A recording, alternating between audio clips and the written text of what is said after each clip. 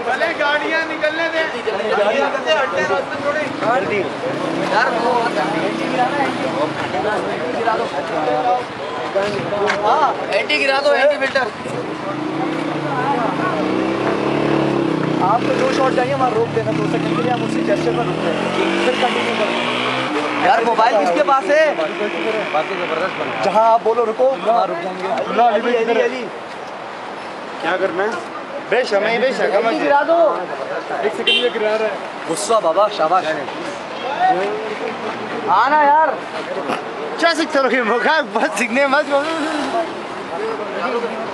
तेरा बस नहीं चल रहा क्या? तू मारे लेकिन मैं छोड़ नहीं रहा, मसला ये छोड़ देना, वो लॉजिक नहीं बनता है ना कि इनके टॉकीज की तरह। चले चले चले चले पहले आ जाए, जल्दी जल्दी।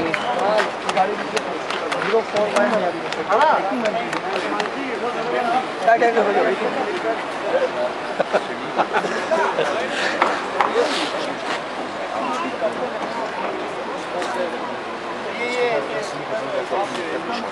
मुझे उन्होंने ऐसा बताया कि ये आगे से आ रहा है, बस ये एक्सप्रेशन दिलवा, ये हिलना डुलना नहीं है ना, मसला ये है, इसलिए मैं भी हैरान हूँ।